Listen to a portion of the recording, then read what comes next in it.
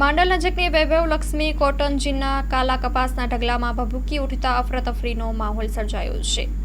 5000 મણથી વધુ કાલા કપાસના માલને નુકસાનની ભીતિ છે। સ્થાનિક પાણીના ટેન્કરો ફાયર લાશ્કરો દ્વારા આગને કાબૂમાં લેવામાં આવી છે।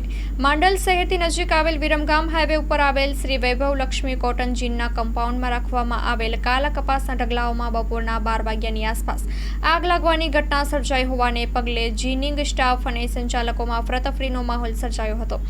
તારીખ 3ના રોજ બપોરે લગભગ 12 વાગ્યાના આસપાસ માલનપુર પાટિયા પાસે વિરમગામ હાઈવે ઉપર આવેલી કાલા કપાસની જીનિંગ ફેક્ટરીમાં કેમ્પસમાં રાખવામાં આવેલ કાલા કપાસના ઢગલામાં અગમ્ય કારણોસર આગ લાગવા પામી હતી। જો કે થોડી વારમાં ધીરે ધીરે આગ આગળના કપાસના ઢગલાઓ તરફ પ્રસરી હતી। જો કે જીનમાં ફરજ બજાવી રહેલા કર્મચારીઓને કપાસના ઢગલાઓમાં આગ લાગી હોવાની ખબર પડતા જીન સંચાલકો સ્ટાફને ઘટનાની જાણ કરવામાં આવી હતી। આગ લાગતા પ્રથમ જીનમાંથી કર્મચારીઓ દ્વારા પાણીનો મારો ચલાવવામાં આવ્યો હતો।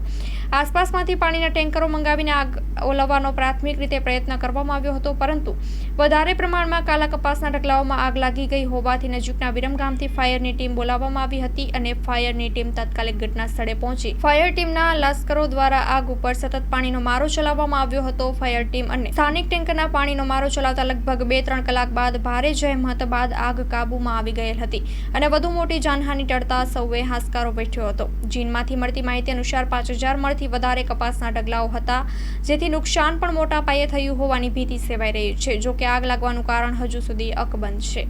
અહેવાલ માં ન્યૂઝ મહેન્દ્ર ગજ્જર, માંડલ।